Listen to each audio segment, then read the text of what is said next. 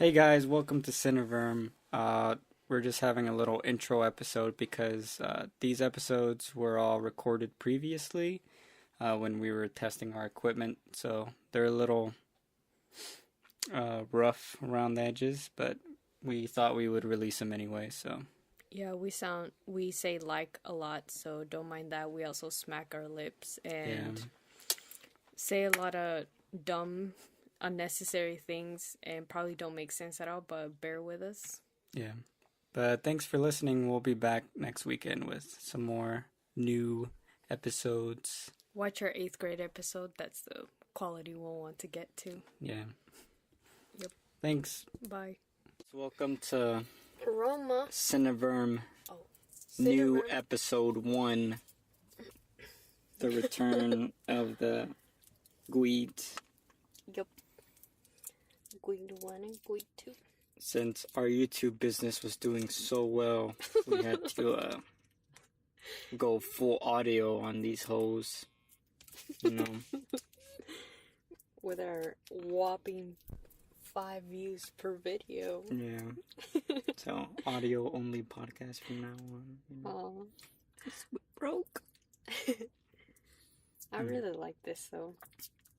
It's a lot less pressure on me. Yeah. So this week we watched the Netflix exclusive Roma, directed and written and shot and edited by Alfonso Cuarón.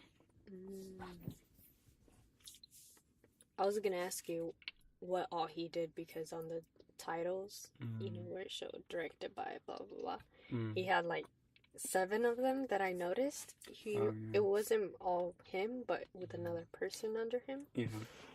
Yeah, he edited with another guy. I forgot his name. Oh, hold up. Adam Goh.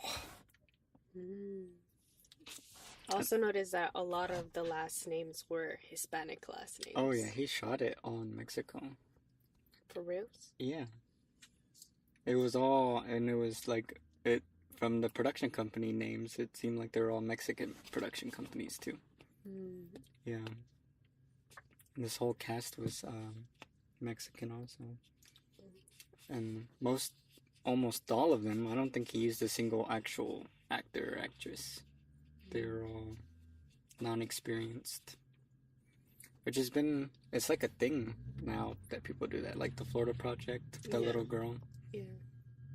Now this mid-90s had a lot of non-actors acting. Mid-90s had children? Yeah, the Jonah Hill movie I told you about. Oh, yeah. But do you think that kids are easily told, like, hey, just act natural, and they actually act natural? I don't know, I don't think so. Not like, okay, so they tell the adults, like, yeah, just go through it, and the kids are gonna react how they react. You know, like, and then the kids just act like kids. I don't know. I think you would have to get to the point to where they're not acting. You know? Because, kids like adults can, once they become self-conscious, I feel like then you can tell they're trying too hard. Yeah. And then it doesn't even look real, so. And then some kids, I imagine their energy is too much, and then it comes off as fake, even though they're just really excited, but maybe you don't want that level of excitement. Yeah. I don't know. I've heard it's really hard to work with kids. Mainly because you have a very limited time limit. If you're working in the guild or whatever, they can only work for a certain amount of time. Yeah. Because they're children. Yeah. And then it's like talking to them, like I imagine if you're working with a lot of kids who are like wealthy kids and their parents are forcing them to act, they might be a little like bratty or spoiled or something. And it would be hard, like, if they're like attention, like if they want attention, you know, I don't know. I feel like... Or everything to go their way. Yeah. People say children and like animals are really hard to work with, like horses and stuff. Oh, horses, yes. Yeah. I think it's hard when you try to put them in a situation that is obviously not natural for them. Like, if I get a cat and try to play with it like a dog, it's gonna slap the fuck out of me. Oh, yeah. You know? But, back to Roma, Netflix exclusive, Alfonso Cuarón on the beat, chill type beat, black and white. Oh, yeah. This is the first black and white movie that I've forgotten it's in black and white. Oh, when you're watching it? Yes. Yeah, well, that's like the point of black and white, and I feel like it. Oh yeah, this is the spoilers, right? Or are we doing the review? Yeah, the spoilers. Okay, yeah. So stop listening now if you haven't seen it. I mean, it should have been obvious because it said spoilers in the title, but you know, we all fuck up sometimes.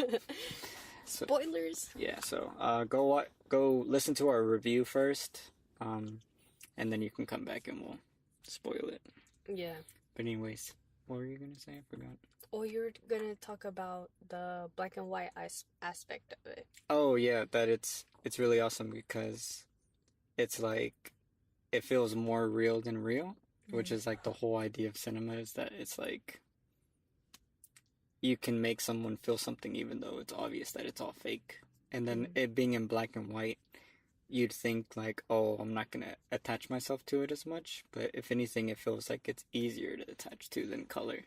Yeah. Because in color, it's so easy to get distracted. Yeah. Where in black and white, you're like, everything is almost flat. And it's almost similar to like how I feel sometimes when I like see the world. Like everything is colorful, but in a way, I'm not really paying attention to everything. So it's almost makes it really focused when you're watching it. At least that's how I felt. Do you think that because it does have that flat aspect, at least for me, I noticed that right off the bat, he did use movement very intentionally. Oh, yeah. The people moved once he wanted the attention to go to them. Even there could be like hundreds. Well, at that one scene, there was a whole party and everyone was moving. It was the still people you would have to pay attention to. Oh, yeah. And it would be like in the corner of the shot. Yeah. Yeah, I love how he used contrast. Like, not contrast the color, but contrast in, like, something that was moving or something that wasn't moving. And listening to his interview for from the Directors Guild, he talks about how he only used lateral movement. And I didn't realize it, but it did feel like we were never moving into them or out of them, like, towards them or away from them. We're always moving beside them. Yeah. As if we were just... like how he also said, like a ghost of the past just lingering. And it felt like that. Like you never felt like you were in their face, invited to be with them. You were just there. Okay. You get what I'm saying? Like it never felt creepy like you were stalking them, but almost just like you were in the vicinity of all these things that were happening. And having it move purposely left to right and never forward and up made it feel like that without me even realizing. And there are very few down to ups. And when it did happen, the up was very calm. And it seemed as if whatever was happening at the bottom didn't matter anymore. Oh, yeah. There was a finality to it. A beginning. Yeah. Well, the big one was the beginning, that it was looking up and then looking down at the water, and then it looked up as we see the character in the world, and then at the end we leave and we look up at the sky again. Yeah. So that was also another thing, how in the beginning, did the title Roma come up in the beginning? Okay. Yeah, when it was one of the final ones when she was scrubbing. I was gonna say it was interesting how you didn't have the title until the very end. But then, yet again, I've never sat there and watched full credits for any other movie aside from that one. First Reformed did it too.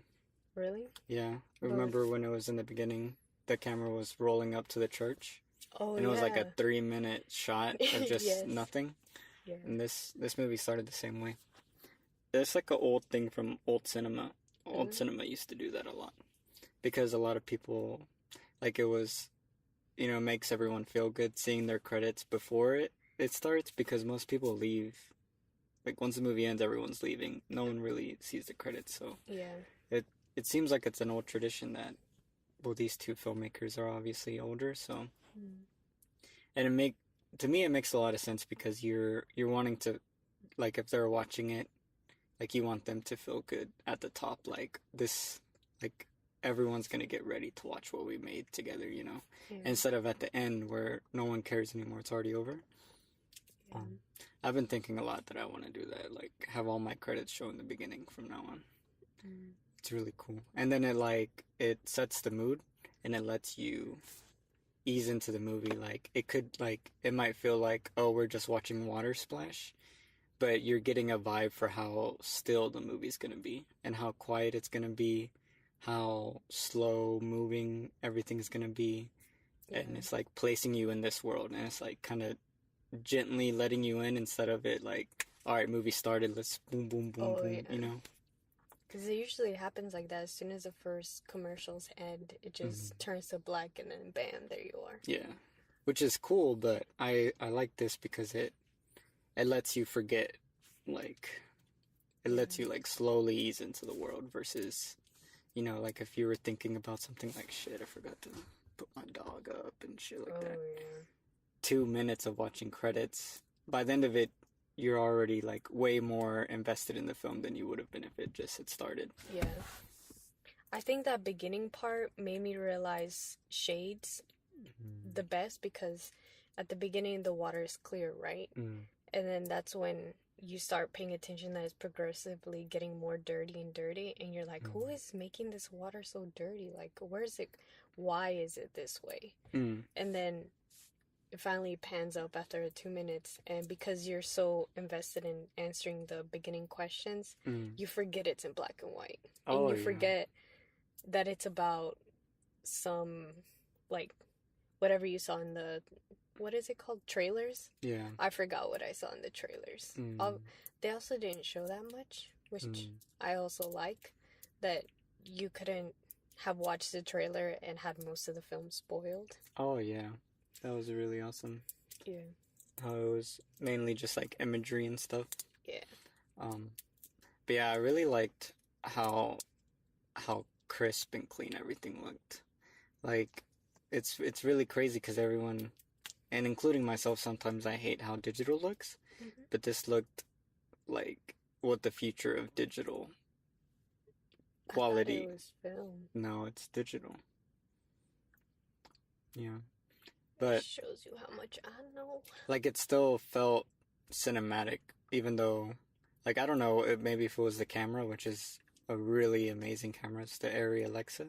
And you use, like, super big format. It's, like, 65 millimeters, so it's, like, double the normal format that, like, I have on my camera or whatever.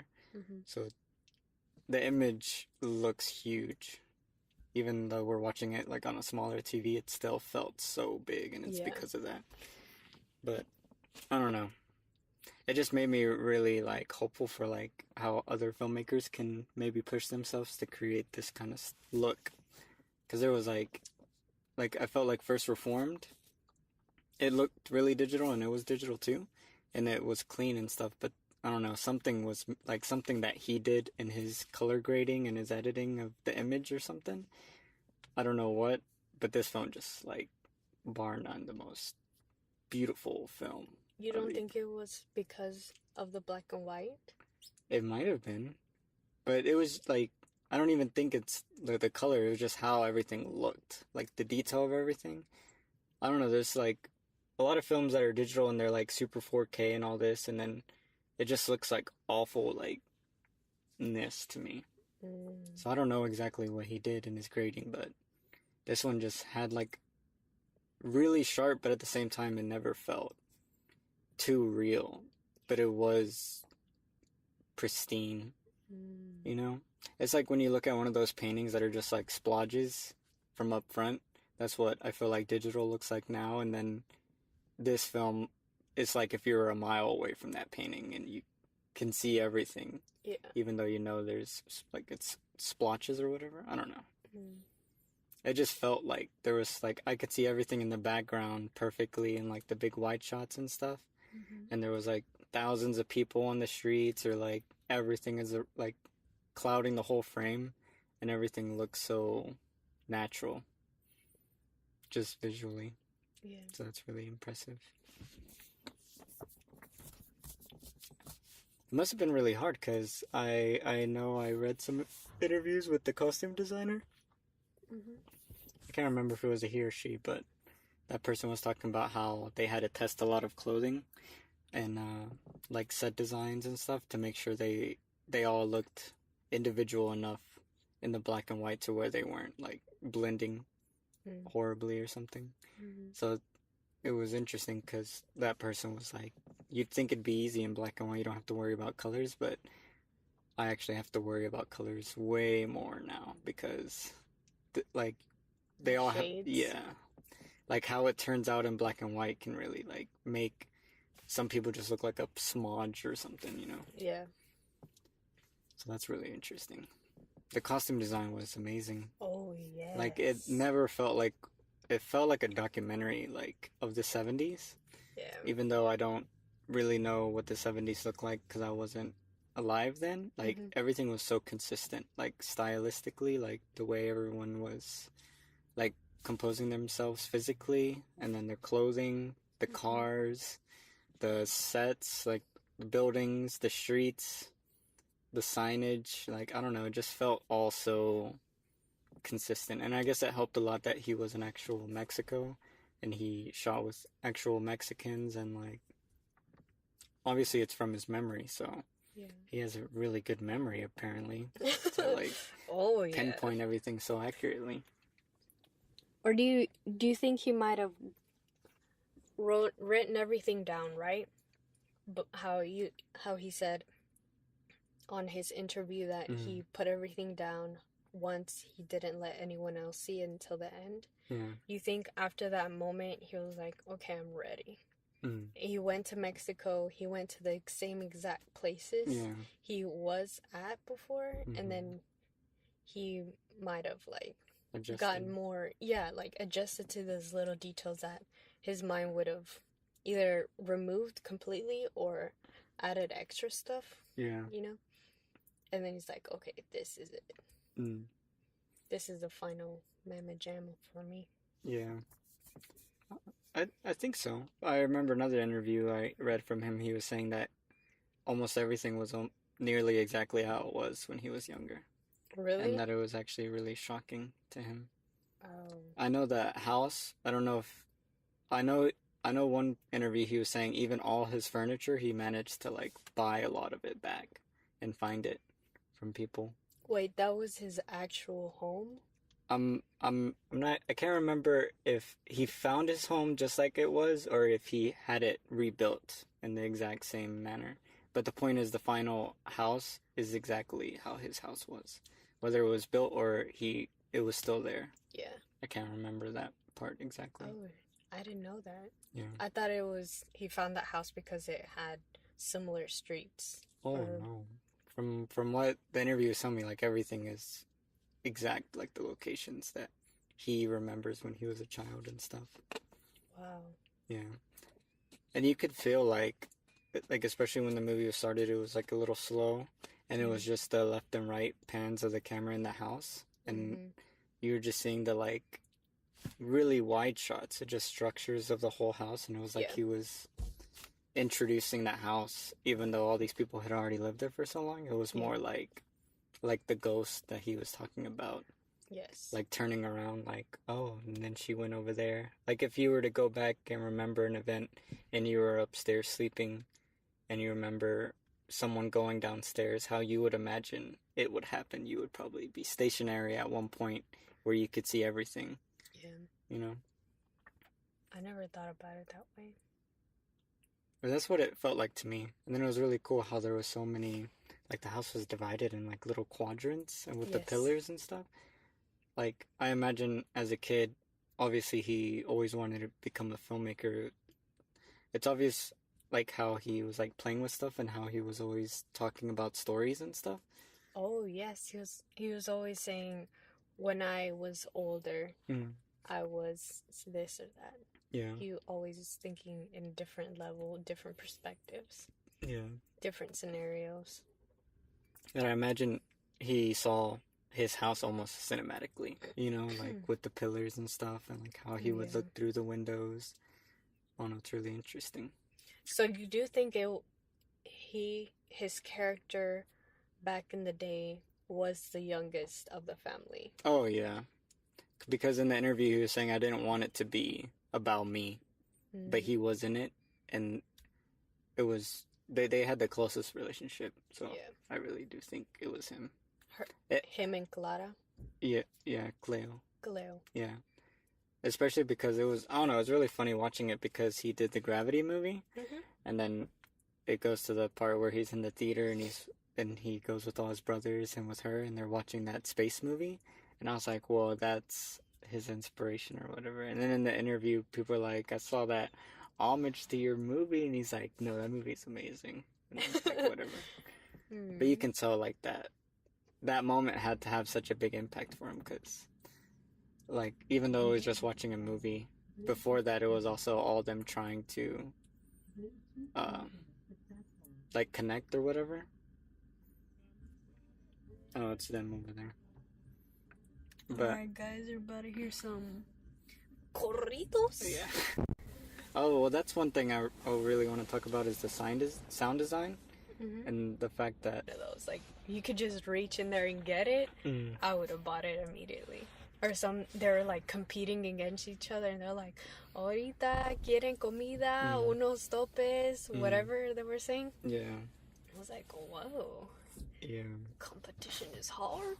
It's really crazy. And then I really loved how one, like, feeling that I got watching the movie was that the world, like, even though we're following this one lady's story, it's like, and I feel like it helped that he shot it so wide, was that it was like her small life story was surrounded by so many other people's small life stories that it made this gigantic, like, pot of, like, the world, you know? So, like, she was at the theater, and she's not the only thing in focus. Like, she's off to the left side, and then we see another couple just like them making out, and then you see all these other groups of people, and, like, they're all in detail, and even the movie, but she's obviously the core thing.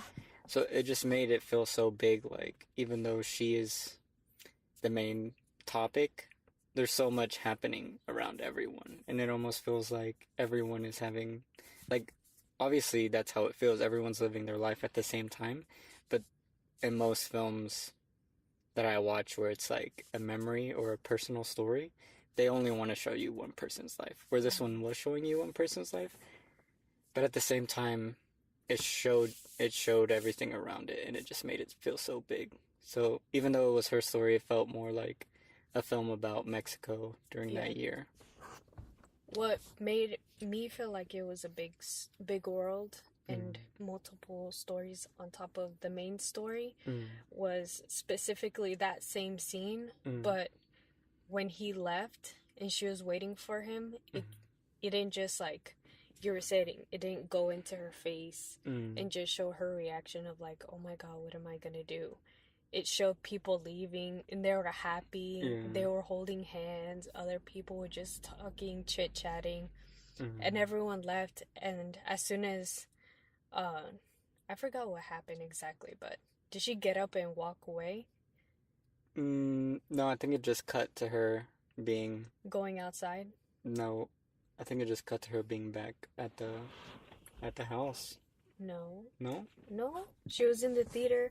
I think she got up, walked away. And even she sat on the steps. Yeah, but even though she walked away, you could still see people passing by. Oh, and yeah, they were chit-chatting. Yeah. That's when I felt like it was a very big world. Yeah. Because in her time was very limited when you saw her, and you could easily be distracted by other people. And that's what made it really big to me, very natural. Yeah, that was like lingering shots. No shot cut immediately to other ones, and it reminds me of First Reformed, because it did the same thing. Like, everyone, a scene would start in First Reformed without anyone there, and then like an empty room. Yeah, and then they'd enter the room, and then they'd leave the room, and it's empty again. Yeah, and it's really interesting because in that movie, it felt like that was showing like how pointless humanity is in a way, and how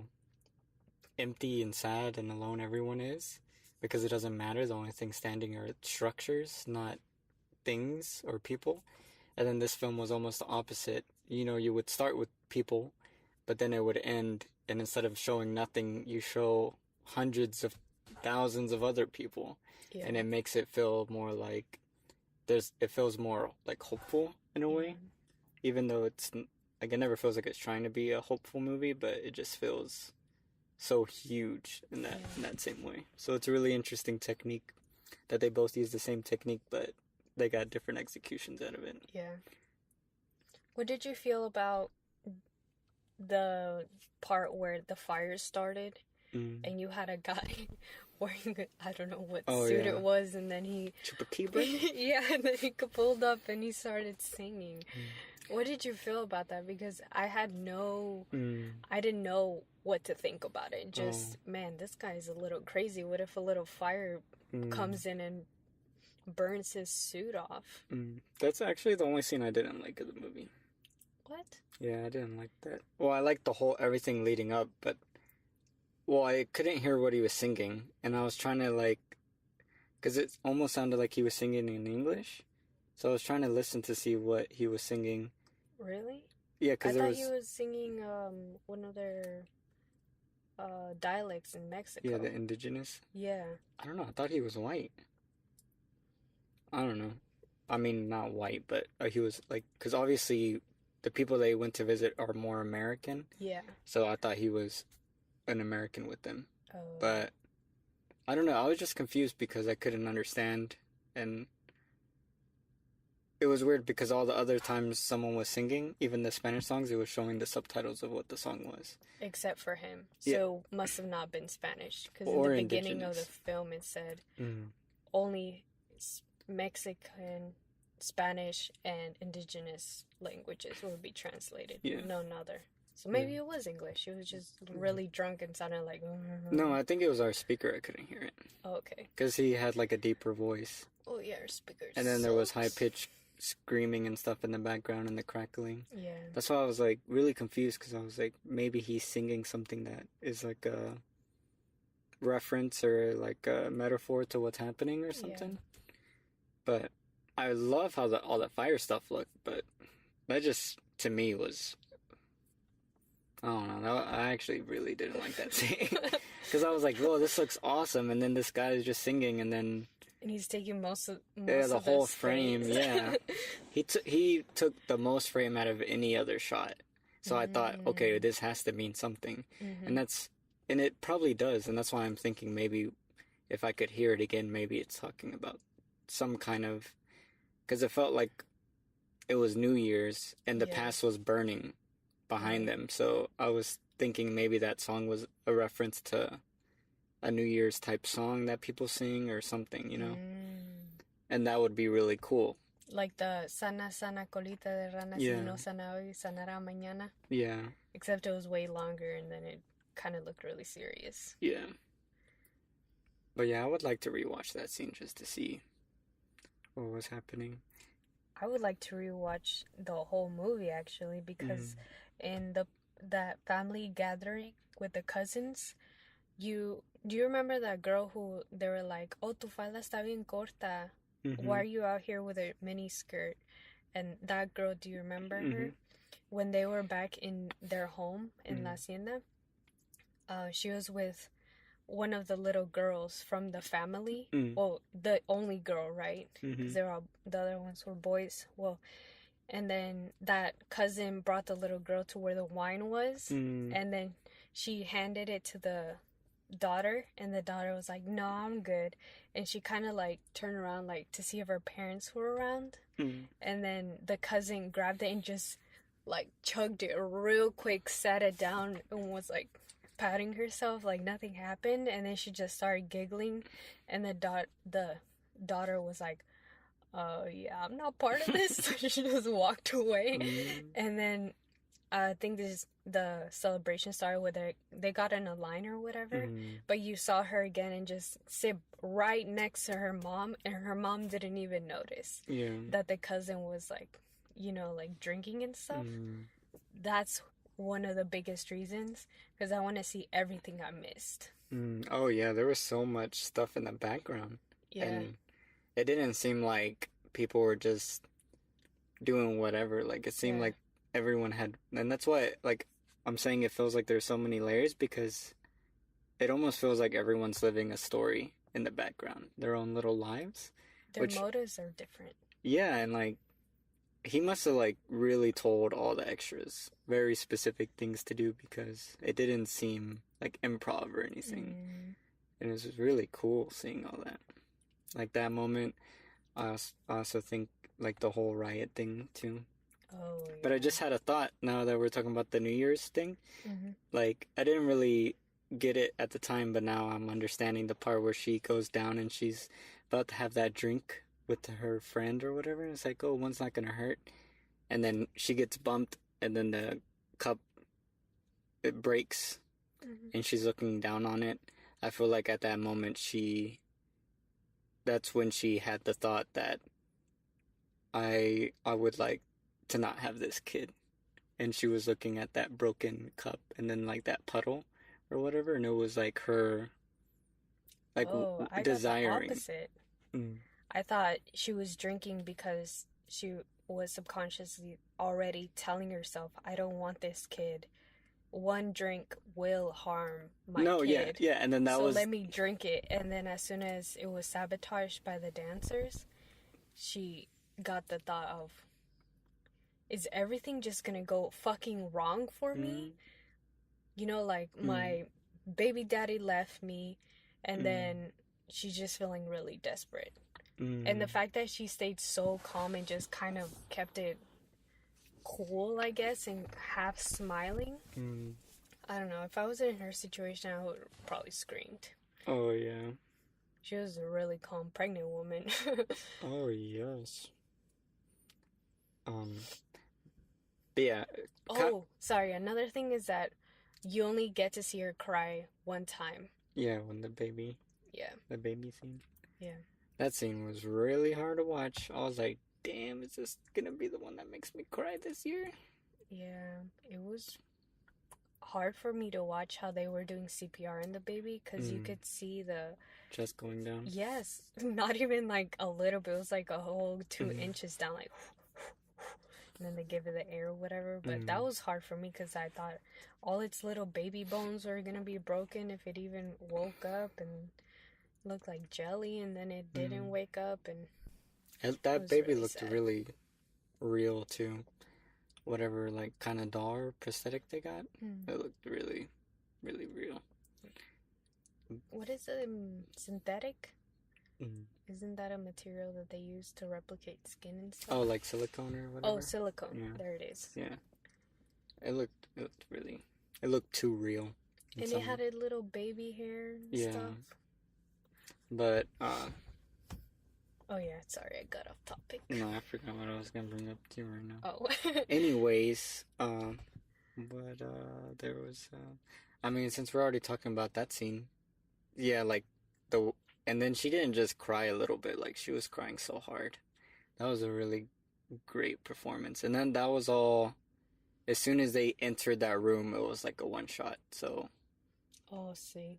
So that's pretty crazy, because they propped her legs up, she gave it out, they were doing the stitches, and then she actually acted every time they did this stitch. They would say puntada or whatever, and then you could tell when they were sewing up her vagina, because she would like jolt in pain, and then still looking at the baby, crying, and then you had the other actors doing I don't know, it looked really good. Now that I'm thinking about it, did they even give her pain medication? No, it was already too late. Like, yeah. And then it was like it was like I can see an actress or actor going to that scene way more hysterical, but she was like super believable at the level that her character was at. For her to cry that hard, that was her being hysterical. Yeah. Because she had already set like the baseline of her being pretty chill. Yeah. And I feel like if she would have pushed it anymore, it would have been too fake. You know, like, You know, like some movies, like screaming and stuff. Yeah, what was that movie? The one with the Indians or the Native Americans and the American guy. And the lady ended up American lady, and she was screaming and clawing at the dirt. She was trying to bury her kids. Yeah, that one was kind of crazy. Well, I think the lady was crazy in general too, but I don't think I don't know, that was one of the worst performances. Like, not that she was a really good actress. No, she is. She was in Gone Girl. She's fucking great. I'm saying the director should have told her to tone it down, you know, like that's what I'm saying. It could have went that high. Yeah. Where this was just the right amount. Yeah. And it was crazy. Well, I have a question. I don't know if you're ready to move on, but about the subtitles. I don't think the subtitles did justice to what they were really saying in Spanish. Oh, yeah. And it made me feel a sense of loss when I didn't understand what they were talking about in their native tongue, because there's so much emotion behind certain sentences in Spanish that you don't get through a direct translation. Yeah. I mean, yeah, I don't think you can get it, so... Yeah. Like, even if the best writer in the world tried to translate a different language, I don't think it still doesn't come off the same. Yeah. I think they did a fine job, though, considering. Considering, yes. Yeah. But when I was thinking back on it, I just stopped reading all the subtitles because it said, to me personally, nothing that they were really saying. Yeah. Or maybe just like half of what they were saying it was there, but the rest was not. So I just stopped reading the subtitles until I couldn't understand because it was in a different dialect. Yeah. I think if we watch it again, I think there was an option to just watch it with the indigenous subtitles, no Spanish subtitles. What? I think so. I saw 2 options. What language was that? The indigenous one? Mm-hmm. I don't know. I know there is a lot of indigenous languages in Mexico. Oh, yeah. Did I ever tell you that my great-grandmother, she was indigenous? It was interesting because it sounded nothing like Spanish, which makes sense because Spanish came from Spain, but yeah, it sounded almost, I don't know what it sounded like. It sounded unique. I was going to say, to me, it just sounded like it. Yeah. Just like Russian sounds like Russian. It sounded like it. Well, I love how they would go in and out of it, though.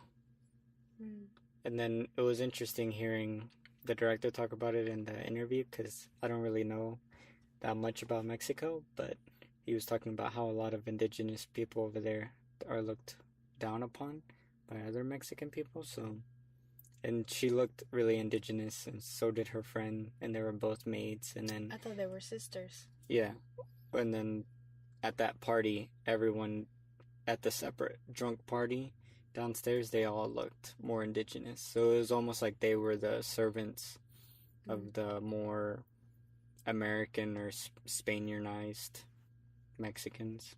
Yeah. And it's really cool how they weren't like high class, they were just middle class. Yeah. Like wealthier than the average person, but not hella wealthy. See.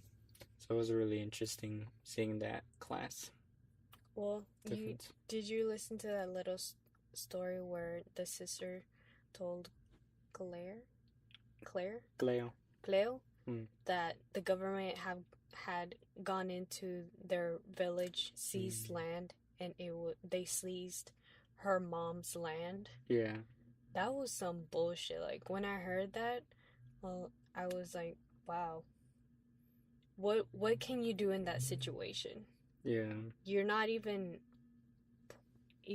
wealthy, quote unquote, to buy that land back, because the government's all corrupt on top of that. So they're not gonna let you have it for a good price. Yeah. And then your mom is probably homeless now. Are you gonna leave your job to help your mom? Or are you gonna stay there? Or I don't know, there's a lot of character things.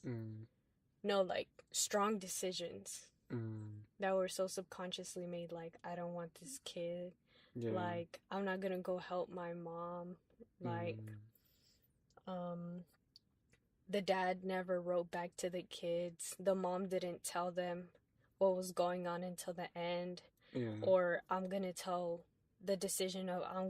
them what's going on with their dad and our whole divorce. Yeah. During the vacation. Like a vacation or whatever. Which was really smart because then all the rooms were redesigned. Yeah.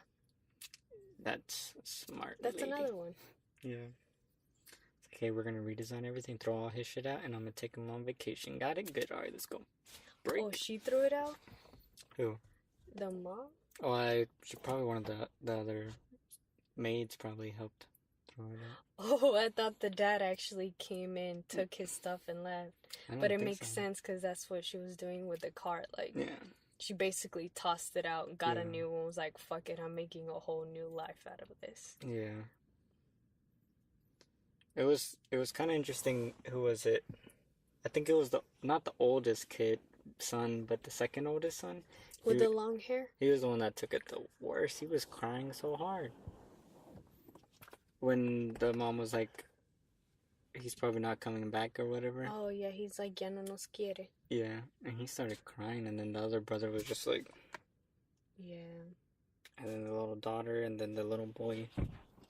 But it was interesting. They all reacted. Yeah, differently. Yeah. It kind of reminded me of my brothers. Just how Jack is compared to how Dylan is. Yeah. And where they are in the family, like, responsibility tree. Yeah. It's crazy how different some people can react. I was really surprised of how the littlest kid didn't cry. Oh, yeah. I was expecting for him to go full on, like, baby mode, but he was super composed. He was the first one to find out about it, though, wasn't he? No, or it was the middle one? The middle one that cried the most. Oh, and then he cried more? I guess it was the finality. Maybe he thought he didn't accept it. Yeah. Oh, and then his mom bitch slapped him real quick. The shit out of him. What are you doing? Oh, shit, I'm sorry. Why are you spying on me? Why are you... Oh, fuck, I'm sorry again, damn it. Why are you making me... No, she didn't hit him 3 times. That was an insta-slap.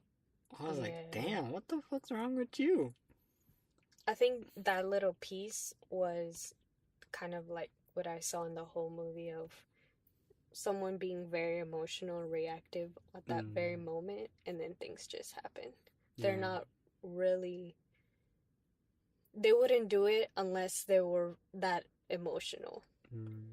You know? Yeah. Or like when she went to Bruno or whatever his name was, her baby daddy, she went to claim to him like, hey, I want you to take care of my son, kind of, you know, but with that one question of, I'm carrying a child. And then he exploded into, if you say it again, I'm gonna beat you and your fucking child's ass. Oh, yeah. When he said that, I was like, whoa. Yeah. My heart started pounding so fast.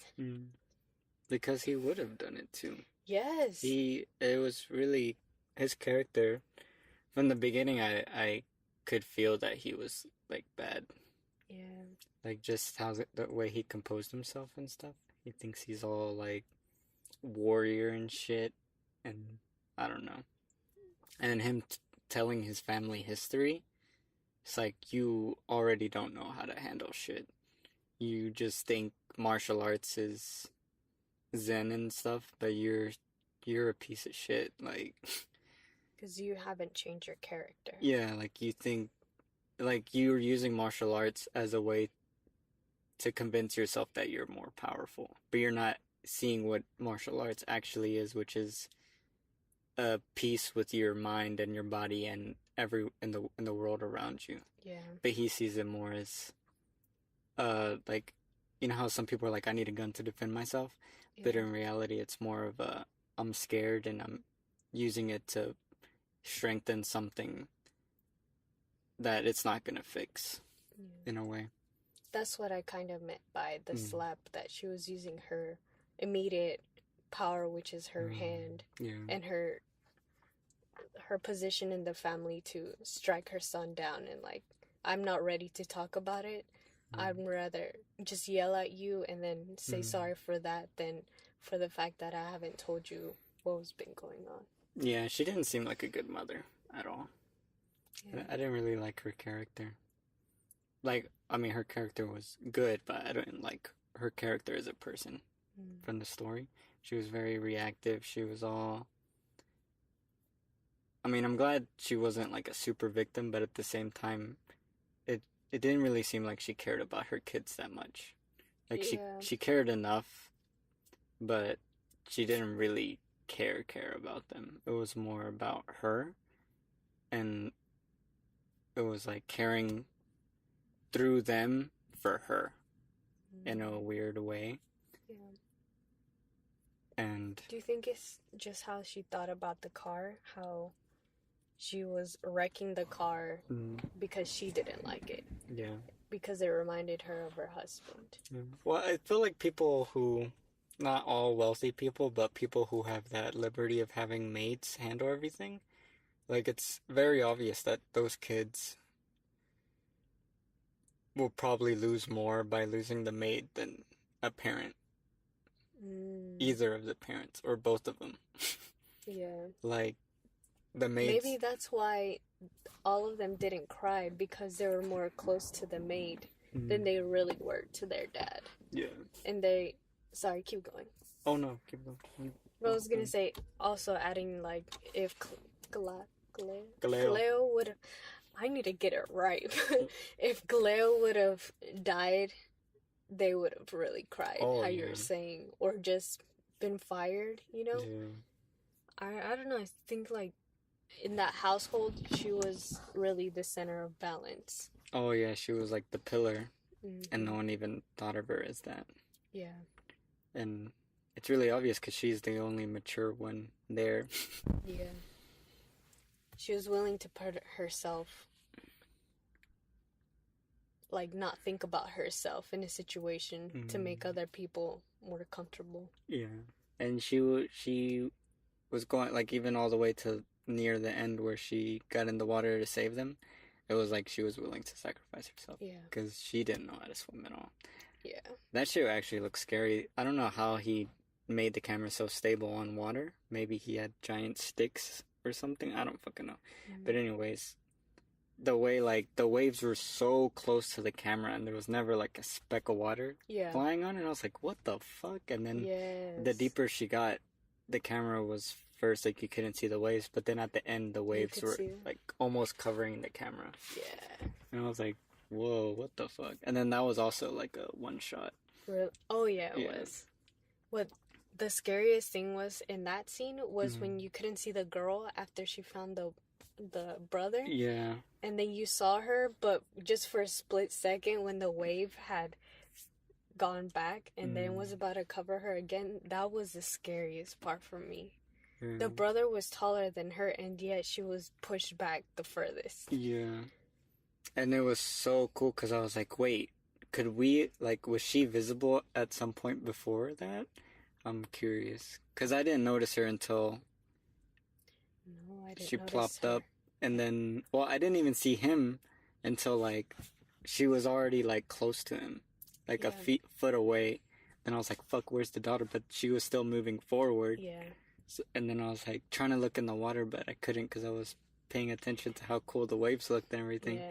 And then I saw her on the right, and then she disappeared completely. And then I was like, whoa, what the fuck? And then she appeared again right in front of them. Yeah.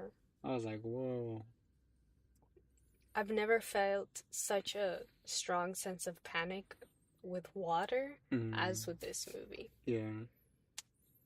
Especially how I told you when she was driving the car up to the lake. Up to the ocean. I looked at you and I was like making that look at you, and you're like, what's gonna happen? I knew something bad was about to happen. Because there was such a strong sense of balance, at least that I felt in the movie. Once any of the main characters took too much, it was time for them to give. And when they gave, it was very big. Yeah, I felt like the world around them was just Well, I mean, it's like real life. You're doing something and then some other shit affects you and you don't even know. And it's so tiny that it's not to where it's made a big effect on you that you realize that you fucked up a long time ago. Yeah. Like, it's interesting how in the beginning when the father left, there was that marching band. Yeah. That was just, I was like, damn, how shitty knowing the last time you saw your father, some annoying ass marching band fucked it all up. Yep. Like, you couldn't even focus and hear what it felt like seeing him for the last time, or, you know, they crowded around the car so it was just gone. And then how annoying that blaring and drumming was. Yeah. And then it was interesting because when they got back home from the trip, the same freaking marching band was there making their, like, I guess they make rounds every Thursday at 2, you know? Todos los días en la mañana. I was like, damn, I would have thrown a rock at him. Like, cállate. Oh no, did you hear that story that kid was talking about how in school they went to a certain place, military place, and then a little kid, released a balloon, and then the officer got angry and shot him or something? Yeah. That was fucked up. You throw a rock at them, they'll Swiss roll your house. Yeah. That was crazy. And then, does everything sound good? Yeah. It's just, I move this too much sometimes, and then I feel like but it's still good. Yeah, I like that moment, and then all the other moments where it felt like that. So, I really like that protest scene, because that was also like a one shot once they entered that to look at the crib. And then when it looked outside, you saw from the left, there was like, ooh, a lot of people running. And then when you got to the right, you saw how crazy it was. And I was like, oh shit, like people were beating the fucking killing each other. You would see people laying on the floor. Yeah, and I was like, oh my god, that's terrible. And then it sounded so loud out of nowhere. And then, like, it actually sounded like they were just recording the audio in that room, and those people outside got that loud to where it was flooding everything. Yeah. And then everyone started panicking, like, oh my god. And then you hear someone running into the building saying, they're gonna kill me. And then it keeps getting louder and louder, and then he finally busts through inside the room, and everyone's like, oh, what the fuck? And then he's like, someone hide me, and he just runs into like a closet or some shit. And then you're just thinking, oh, it's the police riot or whatever. And then a couple seconds pass, and then people with guns who are obviously not police, just like crazy gangster looking people, just pull up pointing guns at everyone. I was like, what the fuck? Like, that's the kind of shit that happens in riots, I feel like. Like, people get crazy, and if someone has an issue with someone else, it's like the perfect time to just enact some sort of violence on anyone, because, like, how are they going to catch you when there's so many suspects? And there's no evidence anymore. Yeah. It's so fucking, like, and then I feel like being in that environment, it evokes that sensation, kind of like that UFC fight where one guy jumps out and punches someone, then everyone's like, that fucking energy, like, yeah. I bet some random people in the crowd really started punching someone else. Well, even the vibe when we were at the bar, people were like, McGregor, who? Oh yeah, who the fuck, bro? Khabib is the boss, boy. And they were like, fuck you, bro. Did you say that? Like, they would get their beer bottles and like slam it down. Hell no. It's like, see, wait, besides I'm McGregor? Yeah. McGregor's a bitch. What? Say what? McGregor's a bitch. What? You go wait till that guy turns it around. McGregor's a bitch. What the fuck, man? No, bitch. It's like, dude, none of us know him in person. Why you, like, why does why it are you matter? getting so saucy?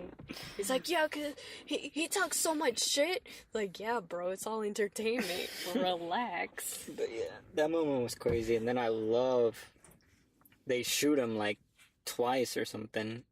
I think 3 times. 3 times. And you're like, oh, fuck, they fucking murdered that dude cold blood. And then, wait, let me just finish my thought. They murdered him cold blood, and then it does, hold on. I'm sorry. And then it does the reveal you see the gun pointed at what's her face, but you don't see who's holding the gun, and then the camera pans a little bit to reveal that it's that same fucking dude, and I'm like, and that's where the tension got to the highest level, because I was like, here's his chance, like, he doesn't want to be a father. Do you think that at that moment Cleo wanted to kind of die? Like, yeah, just do it. Oh, I don't know. I didn't really get that vibe. I got a vibe of like, I'm scared. Not even I'm scared, it's just like shock. It was like you know you could die. Oh. So you're just like, nothing you do can change anything. Yeah. So it's just up to the other person. Yeah, you're just like, do whatever you're gonna do. Yeah. Cause she wasn't crying or panicking. The grandma with her was. She was hysterical. She was shaking. Her curls were bouncing. Yeah. Well, what other spoiler stuff do you want to talk about that you have?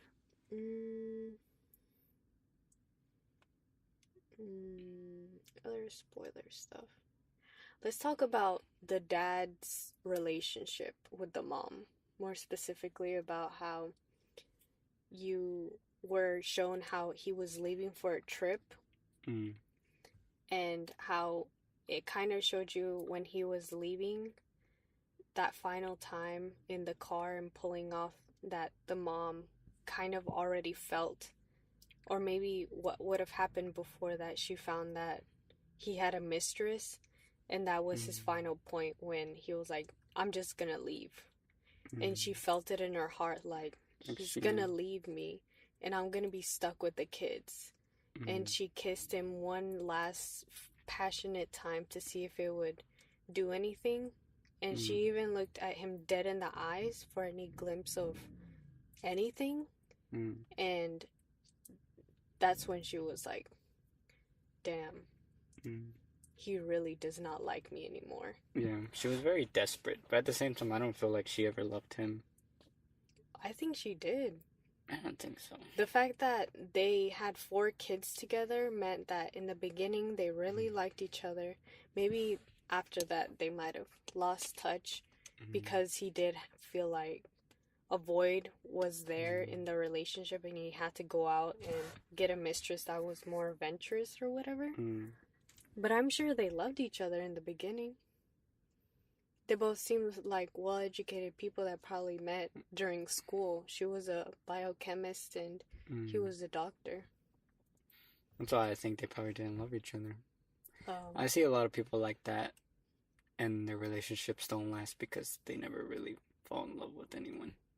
They say they do, but it doesn't seem that real. You think it's like an infatuation? Well, it's more like a sense of stability? Well, yes, I feel like it's more of a social thing. That they're so successful, so it's like, well, logically I need to start having kids and settle down. But in reality, they don't want to do that. And I feel like they probably lusted for each other in the beginning. Like, he thought she was good looking and was like, oh. And the first 2 kids, maybe. Yeah. But it never felt like they had love, because it was, I don't know, it was never shown like that either. It would have been way more dramatic, I think. Like, she would have wanted him back more. Because she felt an anger towards him. Yeah. And I felt more desperation from her, like, I wasted so much time with him. Because even deep down, she knew that she was never really in love with him. This is just what I'm getting from it. So I could be obviously wrong, but that's just what I felt. Just from, I don't know, like other movies and other, like when I imagine it, I would imagine it way different if she was actually in love with him. It was more the idea of him. Yeah. And then I think she was way more selfish than she even appeared to be. Because it's natural. Someone, at that stage of their life wants more for themselves. Yeah. And because they would be going through their midlife crisis. Yeah. And I bet she even feels some resentment towards the maids, because she probably even knows that the kids love the maids more than Oh, excuse me. Her. Yeah. I don't know. She just seemed like a very selfish character to me, which is good because most parents in real life are very just, they don't listen or love their children, actually love them. It's more what they mean to them, but not what they mean as an individual. Does that make sense? I could see that. There was never any moments of her having any connection with the kids. It was all fake. Even the whole trip seemed so fake to me. Like that whole... I think it was for her. Yeah, like it was for her to get a new start, which is cool and stuff, but why didn't she just go by herself? Yeah. I don't know, like... I mean, that's just like my personal emotional thing to it. I love how the story showed it, though, because it makes me now think about it, you know? Yeah. And I can see, looking back on it, like, as the director, it seemed like he didn't mismangle anything. Like, it was just what it was. Mm-hmm. I could see me going back, and if that same event happened, I would show it through my perspective, and it'd be very... Everything would be heightened. Maybe not even how it happened, because how I saw things were maybe different from how it happened, but I really like how he stuck to an outsider's view of his family, which was the maid, and then even further than that, the film is still outside her in a way. Yeah. Like, you're never in her head. Like, you see her and stuff, but you never see more than what she's showing. Yeah. So it still feels like you don't know everything about them. Yeah. Or what they're going through. So it is really cool because it just feels like a very unbiased look at all the people in that group. Yeah. It was so ridiculous, me seeing how she reacted to him leaving, how she didn't tell her kids what was happening until so much later, and then she tried to cushion it with a big vacation. And how it was such a negative thing for her kids, just in general, her dad being gone, but their mom lying to them, especially on that one scene where one of the kids, the boys, did see the dad running with another woman. Oh, yeah. And all he could say was, "No, that's not my dad," because he had such a strong lie imprinted in his brain that just fucked with him. Was that other kid a friend, or was it the older brother? It was a cousin. Oh, yeah, I felt like he was saying it taunting, so it was also the... Like, you're no, stupid. shut the fuck up, bro. That's not... Yeah. You don't know shit about my life right now. Yeah. But at the same time, he didn't know anything about his own life. I felt like that kid knew it was his dad, though. Oh, yeah. He just definitely did. He believed the lie so much that he... Because it was the easier thing. Yeah. That's why I don't like the way the mom did it, because she was teaching her kids to lie if it made what was happening at that current moment easier for them personally, which is something that I don't like at all. Yeah. Yeah, she was a very weak character, but I like the contrast between her and then an actual mother figure, which was Cleo. Yeah. And... Well, you also saw it how when Cleo stepped up to the boy after he just saw his dad running with another woman, and she just stared at him like, "I know what just happened. I saw him too. And we can talk about it if you want to or not." And she gave him that pause, and then when she realized nothing was going to be said or talked about, she said, "Oh, let's just go to the movie and sign up or get the tickets." Yeah. And then he's like, "Okay." And then, as family would do, like people who care each other, they would touch each other and walk away. Oh, yeah. She was always, like, grabbing them, like, holding their hand and stuff. Yeah. Well, I imagine she's been with them since they were all little. Yes. She even knew how to wake them up specifically. And, like, that was my favorite. When she was waking up the little girl with little pokes on her back and kind of massaging them, I was like, man, fuck alarms. This is how I want to be woken up when I'm old. Yeah. Actually, right now, massage me to wake me up. I'm just kidding. Yeah. I remember my mom used to just like turn on the light, and we had those fluorescent lights, and immediately you'd go from deep sleep to super fast awake, and you would wake up with a headache every single time. Yeah. She was so cruel. But yeah. Let's see. It was, so you thought all the performances were really good? Yes, I believed every one of them. That's what's so crazy. Like, out of all the movies I've seen with non-actors, you can always kind of tell. Like, there's at least one scene in every movie where it breaks. Yeah. Like, even the little girl from the Florida Project, there's some moments where it's just, she is aware that the camera's there, and she's giving off that vibe. But for that film, it made it feel even more real because it made it almost feel like a documentary, so that was good. But there's other movies that it doesn't feel right, you know, like it's just the vibe isn't consistent. Yeah. And this movie was so crazy, like everyone was very consistent. Yeah. Do you think it was because the camera was so far away? Oh yeah, it helped.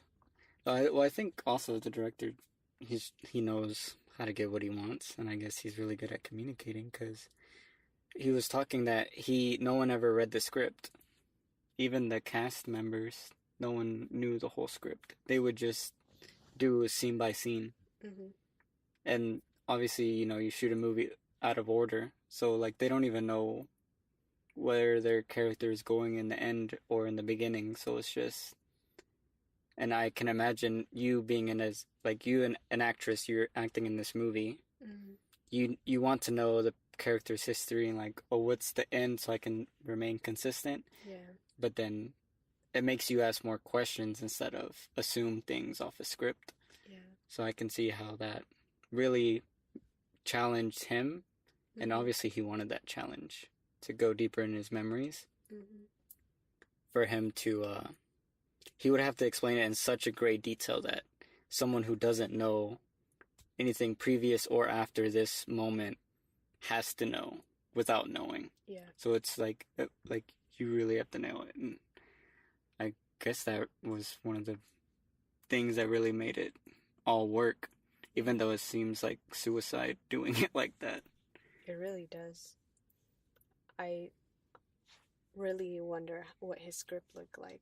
And how he explained it. Like, how he went about it. Like you're saying, did he do the very detail, or what was it? Well, he said he wrote the script and then he finished it. He never read it again, and then they just started making the movie. And then he would give them the dialogue, and he would look at what was for that day or whatever, but he would adjust as needed. Yeah. I can tell that he adjusted by needed because of the one scene where hail was falling and the kids just happened to be playing outside and the dog was in the cage or whatever. It's like, you can't plan this. Yeah. It was really awesome. And then like just the idea of doing like that big riot scene in one day and having to plan that all in the moment, that seems like a big task, you know. Yeah. And then, what I wanted to talk about the riot scene, another thing, after that, you know, the part where they go outside and then there's that lady, where there's like 4 guys hiding behind a car and they're like, like just randomly shooting just to like... And there's people with sticks. Yeah, and then there's a dead guy with like gun wounds on his chest and then a lady crying. The final image of her screaming is actually a real photograph of that event. And it's so crazy because I saw the photograph and he talked about how that photograph, he saw it or whatever, and it made an impact on him. And it was so crazy how he actually, like that final frame where the camera stopped was literally the photograph. Wow. Yeah, and then I was like, whoa. And then both of the people look very similar to the people in the photograph. And then hearing her scream, it was really weird. Yeah. it's weird seeing a photograph and then seeing like a visual representation that is trying to be as accurate as possible. Yeah. It's really trippy.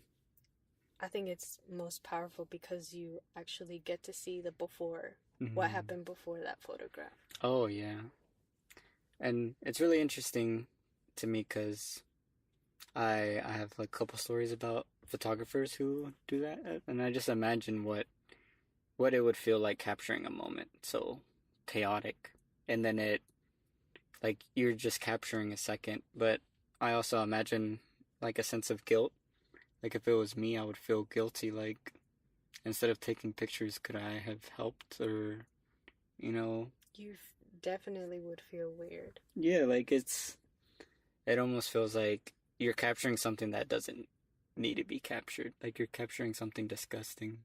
Like someone that's a dead son. I would feel ashamed. Yeah, like I just imagine how weird. And then I don't know. I'm just gonna talk about my stories. I don't want to talk about it too much. Your story? Yeah, I have a story about a photographer who's in an event, and he captures a photo, and then the story is after that, and his. Well, I don't want to say it because then someone's gonna steal my story. Oh, okay. Well, I was gonna bring up the moment where we were taking just random B-roll for one of the scrambles that we were doing. Yeah. And you were recording just some simple government housing. And just me being in that situation, me not actually holding the camera, but driving by there with the purpose of recording them, made me feel ashamed of myself. Oh, yeah. Like, why does this... What is the purpose of this? Like, do I really care right now for these people's privacy or, like, stuff like that? Oh, yeah, that's a whole nother thing, too. Yeah. That is a very weird feeling, doing that, recording people when you don't have permission. Yeah.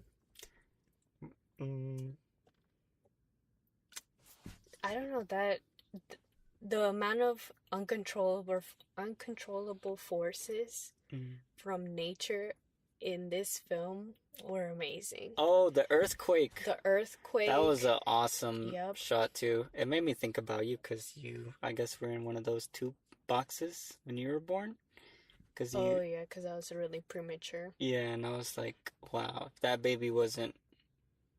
Like, the chances are... That baby was born premature, survived, and then because it was premature, it was in a case that made it survive an earthquake. Yeah. So it's like, I don't know, that's the really cool thing about the movie. It just felt like real life because of the chaos and then the... chances. Yeah, there's just chances everywhere, like... And then every single moment, she's completely still. Yeah. Now that I think back, the earthquake, she's just standing there. The riot, she's just standing there. Yeah.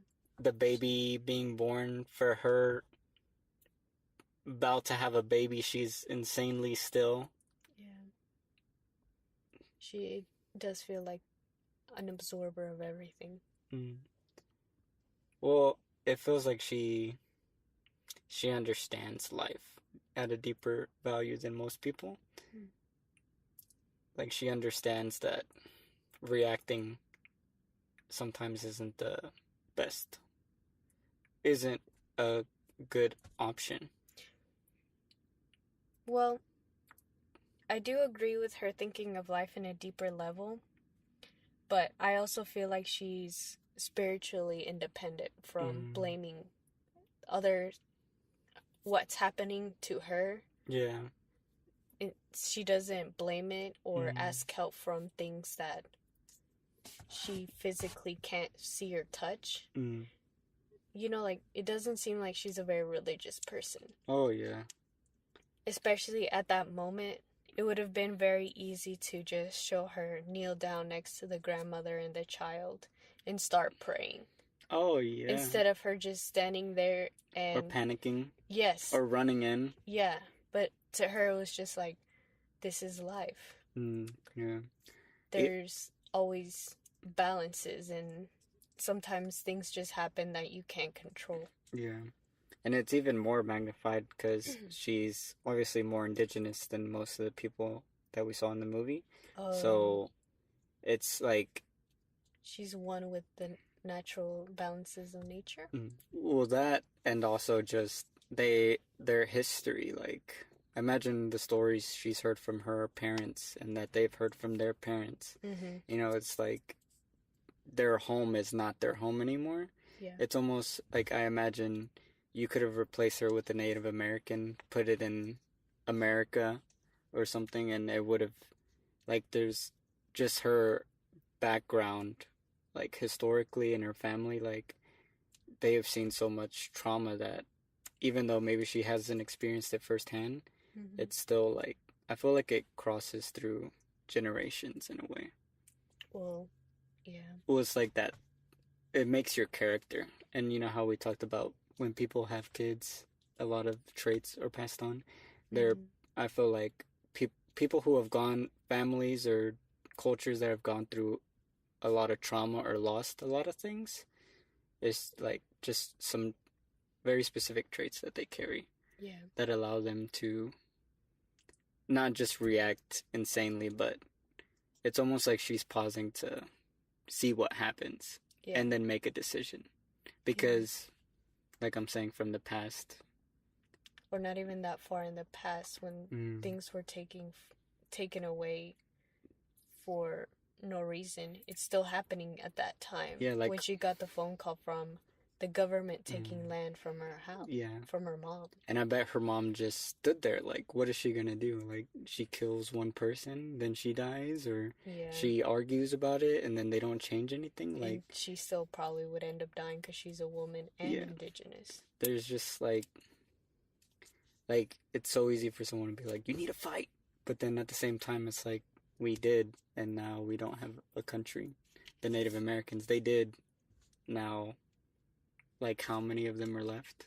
You know, it's like everyone has, like, the answer is simple or whatever. Like, you just need to stay whatever. But sometimes that mumbo jumbo is just false reinforcement from people who haven't actually experienced how impossible some things truly can be. Especially when on both sides they have the same answer. Yeah. Like, just stick to it and one end will budge. No, that's not how things are. Things get violent. Things get very loud and then very quiet because at the end, one side is gone. Yeah. Or very damaged to where they just have to be quiet or they'll end up being killed off.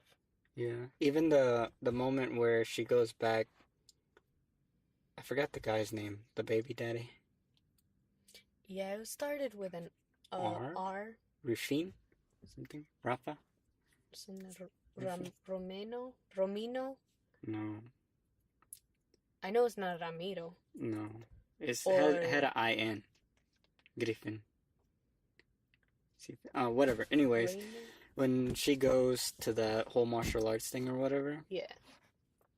And then I feel like she didn't go there for his help. It was more like she wanted to make absolutely sure that he didn't want a part of her and specifically the child's life. Yeah. Like, it didn't feel like she was going there for anything other than that.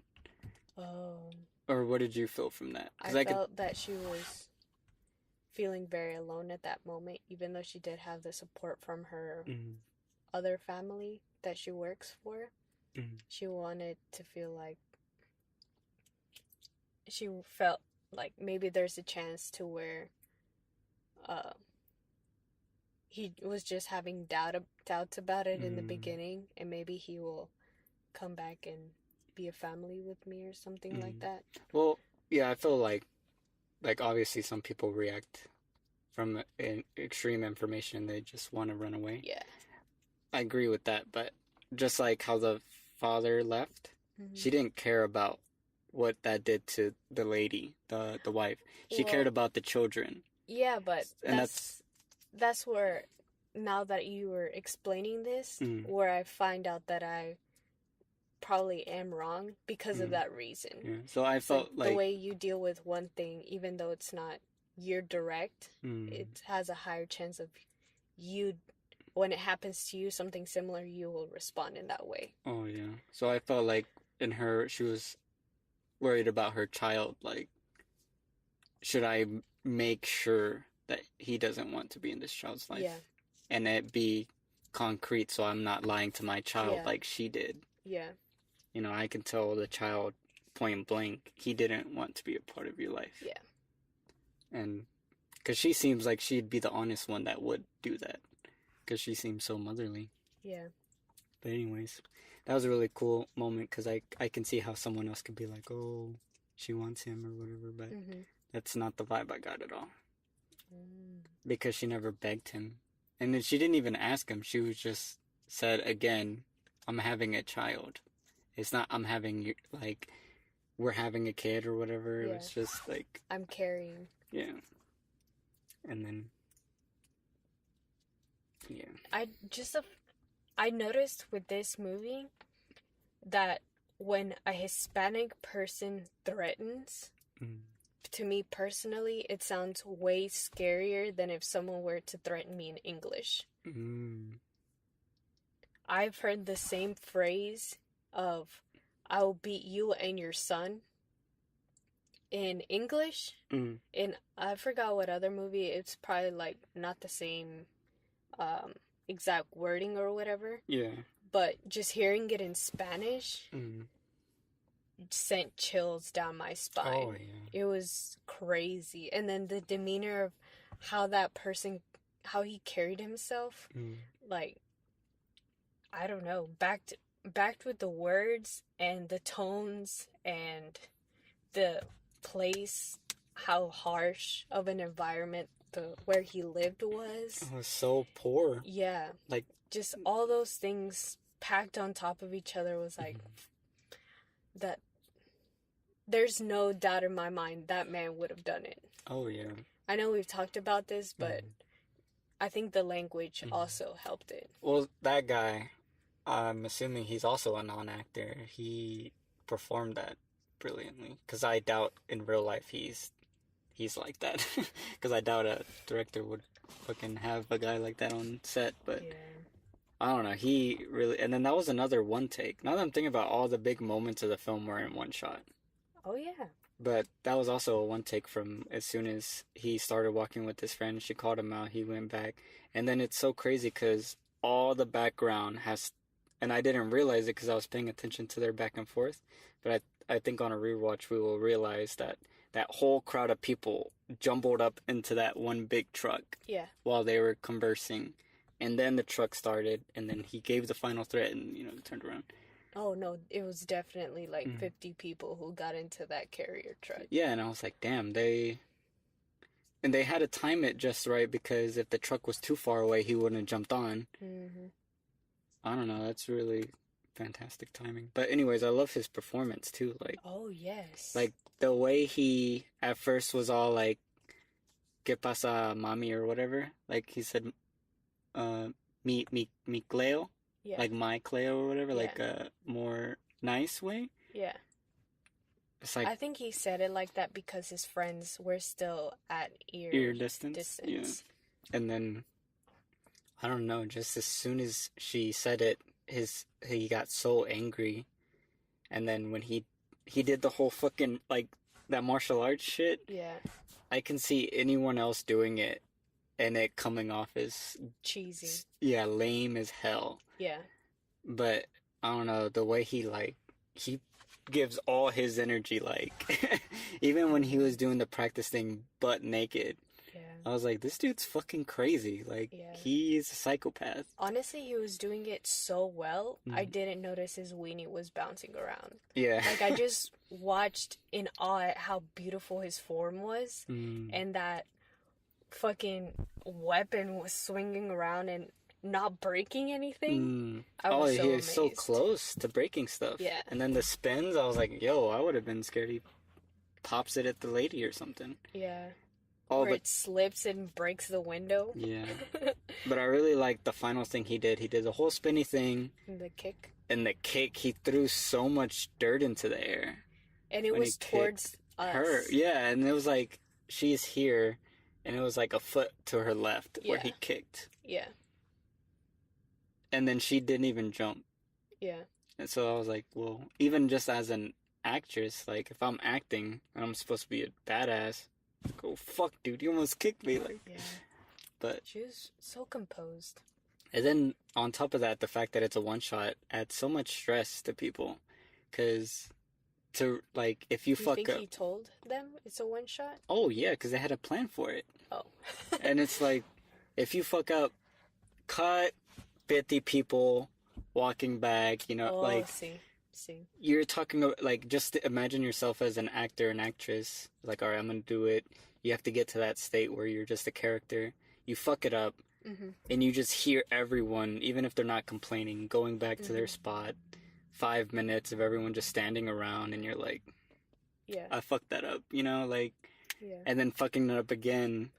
And it's like each time, the chances of you getting it right. And you like, just have one day. Yeah, and you're like feeling, like, I just imagine how the levels of stress you must get, especially not being a professional actor. Like, that could be really tough to nail, but I don't know, they nailed it every time, so it's pretty amazing. Yeah. Even the kids, like, I wonder how they, I mean, I assume the kids just know how to swim well, but those waves were, they were actually so. Do you know what I'm assuming in the back? They were in a boat and then they plopped them in. Yes. Exactly that. Until she was kind of far enough to where it's like, okay, my girl's about to die if she steps 2 more feet. She's short as hell. Oh, yeah. And then the kids were just plopped down, and then it's like, okay, you have this much time, blah, blah, blah. And they probably had, like, people snorkeling under them, making sure they're not slipping, accidentally breaking themselves. That's one thing. When I was in training at San Diego, and we were on the beach, I don't know, the ocean scared the fuck out of me. Oh, yes. Like, I remember when we were at San Francisco, I was kind of scared, but not really. But being on the beach at night and you can't see. You were at night? Yeah, and you can just hear, and it's like waves of air, and you're like, it just feels like something's going to devour you. And then now I'm realizing why that scene had such a big impact on me was because I was remembering that subconsciously, and just the, like, sounds and stuff, and just imagining a wave bigger than you fucking smacking you, pushing you 4 feet back, and then sucking you back in, you know, like, it feels like, I just imagine how weak you feel. Yeah. And the fact that she was just like... No, she looked like... Well, she did seem calm, but she seemed really tense. Oh, because she didn't know how to swim. It was like a fighting back and forth. Yeah. Like a straw was being pushed up and back. It wasn't like actual swimmer would be loose and then, you know, try to go with the flow or some shit like that. But yeah, I was so scared for her. Yeah. The fact that she's little and she doesn't know how to swim, and she was not even wearing good swimming clothes, and her what she was wearing was really heavy, so it probably weighed her down even more once it was soaked. Yeah. And the fact that she had to not just step one step ahead to where she couldn't breathe, get the child, push them to where they could step, and then she could breathe. But the fact that she had to do it twice, and then the kids were probably panicking. Oh, yeah. It's just like disaster. Yeah. Awaiting to happen. On top of what disasters already happened. I seriously thought one of them was going to die. That's what I was thinking too. I was like, well, if one of them die... I was going to cry. I was already tearing up from the beginning. Like, ay, mi Dios. Oh my God. Yeah. Well. Ooh. You remember how, never mind, I forgot. Oh. Was there any other big things you want to talk about? Yes. What? How she was in the field and all the kids were running. Oh, yeah. And she was talking about her homeland. And she was saying, it feels like this. It smells like this. the temperature is like this, it sounds like this, the animals are like this. Yeah. I feel like that was one of the most powerful, quote unquote, back backstory backstories that I've ever felt. Even though it was so simple and not very descriptive, yeah, it was just very powerful to me. Yeah. It was really beautiful too, the shot. I love how he would just pan away to things and show something instead of staying with the characters talking. Yeah. It's a thing this other director does that I really like. That Thin Red Line movie about Vietnam. And he'll be like focusing on a butterfly or something. Or like a bird. Yeah. So I wonder if he had that in as an intention, because that other director, the way he talks is he just does it when it feels right. Yeah. You know, like he just doesn't care. Yeah.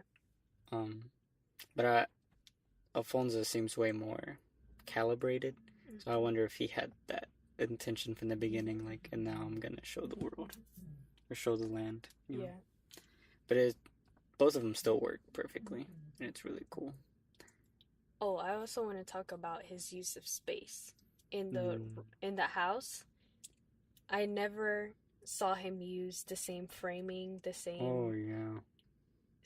Not even similar shots. They all look so different from each other.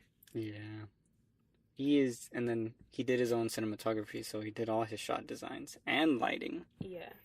And it's so crazy. Like, I don't know, he's one of those, like, or at least for this film, every shot you can tell he really, really decided why something was somewhere. Like, why the camera was where it was. Yeah. And why you could see what you could see and why you couldn't see what you couldn't see. Yeah. Because everything was so different. There was never, like, an easy, like, all right, we're just going to do a close-up or a medium or, you know, we're going to do, double shot here. Like, let's make today easy, guys. But no, like, every shot was so precise. Yeah. Like, it feels like what a master chef would do versus someone who's an apprentice. Like, even though like, half a little clove of something won't make a big difference, that little difference to a master would feel like a big difference. Yeah. Like, I feel like you could probably pause every frame of this film and it would look appealing. Yeah. And there's very few movies I've seen that are like that. Yeah. Where all the way through there's an attention to detail. Oh, yes. Just from the props. Yeah.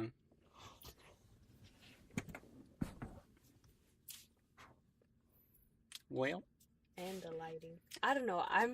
I'm getting more into lighting now. Oh, yeah. Just before they left for the vacation, the house seemed dark. When they came back from the vacation, everything was very well lit. Everything was so bright. New beginning, new everything. Even though the sky was still the same, the planes were still passing by, taking people from where they were to their new destination. Everything was still similar but new. Yeah.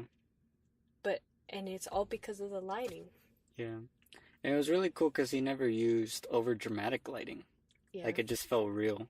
Yeah. But there was moments where, like, how did he make it feel real? Yeah.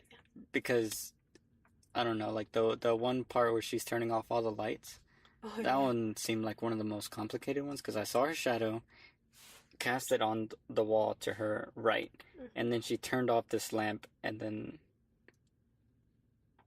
that shadow was gone, but you could still see her clearly. So I was just thinking, like, where is that light coming from? Because it's not coming from, or, like, it must have been softened and must have been multi-directional. Yeah. So there was no shadow. But it was still lit to where you could see her perfectly. Right. And that's why, like, that whole, and then when she walked all the way back, everything is dark. No, except for that one light that she left. Well, that's what I'm saying. It was far away. And that light couldn't cast the light over there because there was walls and pillars. And I was just thinking, like, damn, that was probably one of the hardest lighting scenes, and it was so simple. Yeah. Just the way he like managed to do it all. Yeah. And then I don't know, there were so many scenes like that where you wouldn't think to know that it was a difficult lighting shot. But now I'm trying to think back, and like almost there was never a moment where he used complete darkness, which was very interesting too. Aside from the moment where Cleo was looking out into the forest, and then the forest fire started. Yeah. Oh, one shot was the movie theater shot. That one was probably one of my favorites. Yes. Because it was so bright. I read an interview saying that that whole screen was actually a giant LED light, and then they superimposed the movie on top of it. So it could be bright enough, and then they had to time it exactly to the frames of the movie, so every time it cut, it would go brighter, dimmer, brighter, dimmer. But it was so crazy because that one giant central light lit everyone up so perfectly. But there was still dark, so you knew it was a movie theater. Like, you can't, like, in a real movie theater, it's dark. Yes. Even if it's if it's a widescreen, it's still too dark. So he had to fake it. But when you're watching it, it feels real. Yeah. So that's what I'm saying, like. Well, it feels real because once you're in it, your eyes adjust. So it's as if it's your real eyes. Yeah. And then the way her face is outlined and she keeps turning around, and I don't know. That whole shot using so much dead space is insane. And he does that a lot. Like, it's either a lot of open space, but there's things, but it's still, like, there's nothing really there. Yeah. Or also open scene, and there's so much shit, but at the same time, you have one clear line of focus. Yeah. Man. I can see why this won the Lion Award. Yeah. Where is that award from? Venice. Venice? I think. I was going to say, I've never heard of a Lion Award. Or it was Cannes. I can't remember. It was one of the European ones. Oh. Do you know of any other movies that have won this award? The Shape of Water won last year. Really? Yeah. Oh. That's why they were partying so hard. It was like... Los Amigos? Yeah, that's why he was saying, I don't think y'all like Mexicans, but y'all gave us the award, so we party like it the next day. Yeah. Oh, no, he said, I don't know if you guys like Mexicans or our movies, but... y'all like the way we party. Yeah. It's like, shut. I don't know how he was so bright-eyed during that interview, because it seemed like they had drunk. The day before? Yeah, like heavy. Guillermo probably looked like ass. Yeah, he was in the... He's like, I'm not getting interviewed. That's so awesome. I love this movie. I will never forget his name again. Cuarón? Yeah, Cuarón. Yeah, and there's still so many other movies that I want to watch from him. It's really cool seeing, like, things from his other movies show up, like that scene where the Cleo's giving birth. In the Children of Men movie, there's a birth scene that is very, like it feels like something more than just a scene in the movie. And now seeing this movie, it's almost like that, like him maybe hearing this story from the maid influenced him at a young age to know that he wanted to replicate that in a film, because it was an emotional thing that had happened to him. And then, like, the space movie, he did Gravity, and that movie also feels like something that he's been wanting to say, even though it's a big movie. Like, it feels like a very, like, there's something beyond it that we're not seeing, but you can feel like there's something that we'll never understand, that when he sees it, he sees. Yeah. And this film had, like, little nuggets from movies that I've seen of his, which those two are the only ones I've seen. So I'm curious, if I go back to watch his other movies, if there's other, like, moments that I'm like, whoa, this, like, almost like Roma was his, like, it's really cool seeing someone's inspiration and then seeing it in fruition. Yeah. So it's really cool. And I'm really excited to see what he makes next. Like, if this was the most like the story that he's been wanting to tell for so long. Like, and like Guillermo did the same thing with Shape of Water.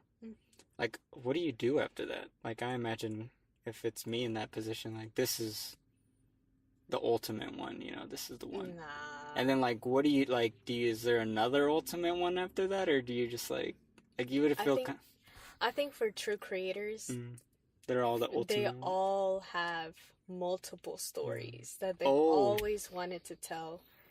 It's just in the back of their pockets. Yeah. They're probably like, this is too ridiculous for anyone to accept, but they probably have, like, a lot. Yeah. Well, this movie, it looks so big. Like, I would put this next to, like, Dunkirk for how massive it feels. See. And it's so crazy because it's such a small story. Yeah. I don't know who the hell would pay for it. It's like, oh, you want to show a whole riot scene? And the movie's not about the riot? And that's $1 million plus shot? You know? Yeah. But, you want to possibly put people in danger yeah. while creating this riot scene? Yeah. And it's like, I don't know, it's really well, I guess one last thing I want to say about and spoilers is for how small of a story it is. Almost all filmmakers are like, I need to go small and personal. So they shoot on a smaller camera, smaller frame, you know, shoot it on film or whatever.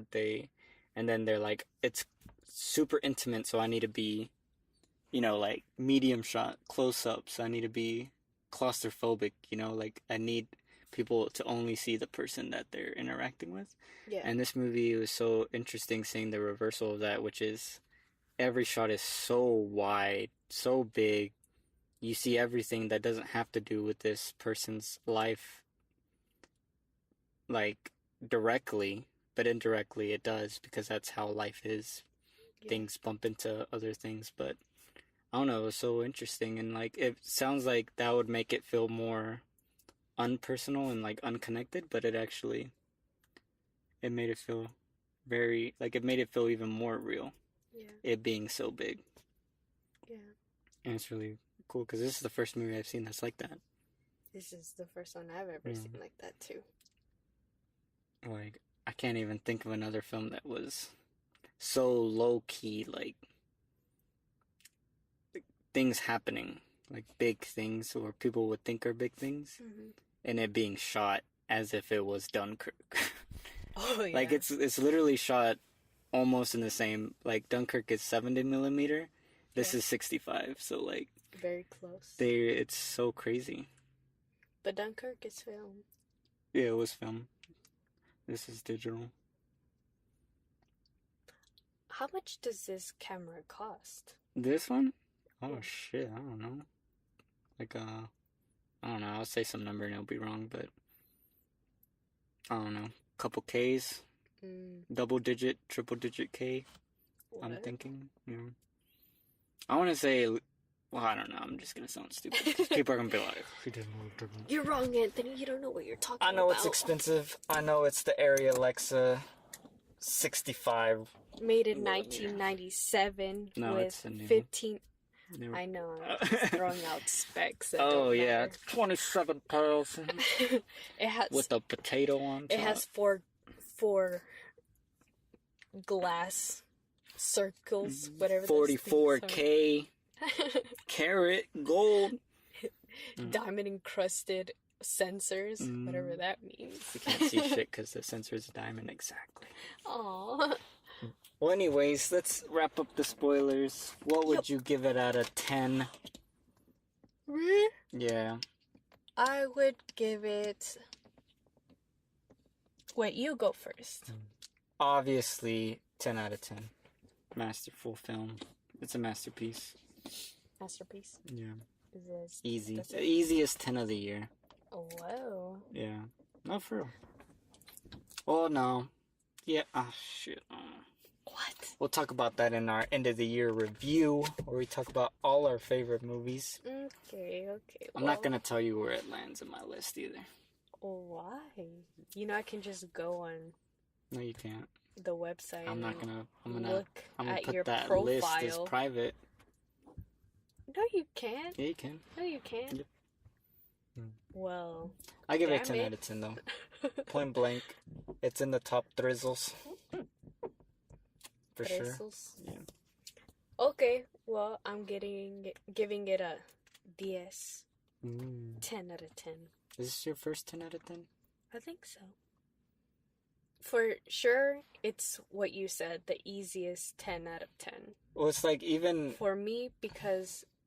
Sorry, go ahead. No, you go. I was saying, for me, it's an easy 10 out of 10 because the way I rate movies is different. It's more on impact, emotional, and, you know, stuff like that. And this movie is very impactful to me.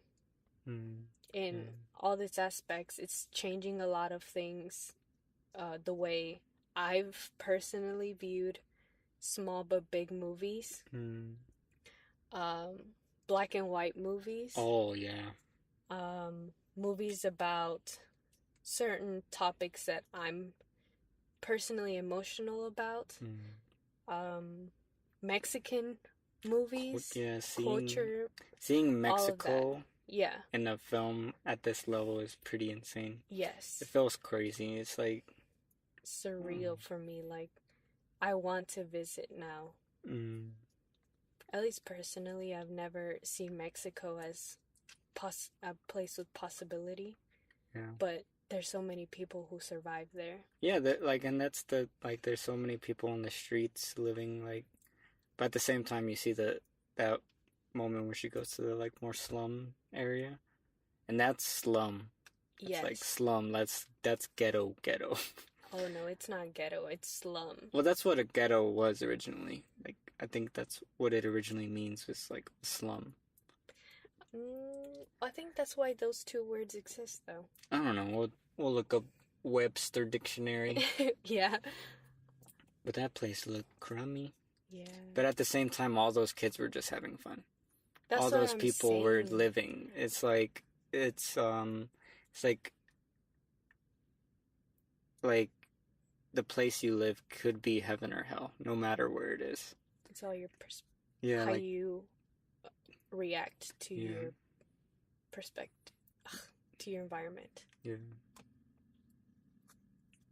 Because those kids seem to be more bored in such a wealthy status than kids in a slum who have nothing. That kid had a bucket on his head with a hole cut out, pretending to be a robot. Yeah. Walking around what looked like sewer puddles, water puddles. Like, I understand your point. Yeah. That's why I give it a 10 out of 10. 10 out of 10s. Yep. Thank you for listening to Cineverm. It's been a long time coming. Hopefully this one works, because the last one didn't work. So I'm going to be really upset if it doesn't work, because we actually did a good review. Yeah. It was a good movie. If you're listening to this, it'll probably be in January at some point. So... yeah. It's still available on Netflix if you got Netflix, which everyone does. Or if you don't, you know someone who does. Borrow that password. Watch. Oh, wait, you have already watched the movie if you're listening to spoilers. Never mind. I want to say one last thing.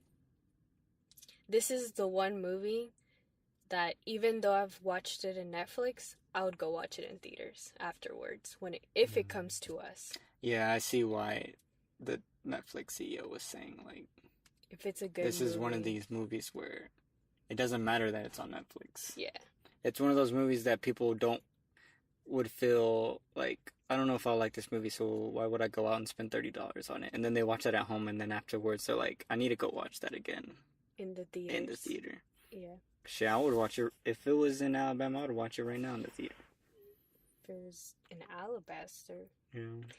But you know, these Guido theaters don't want to support shit.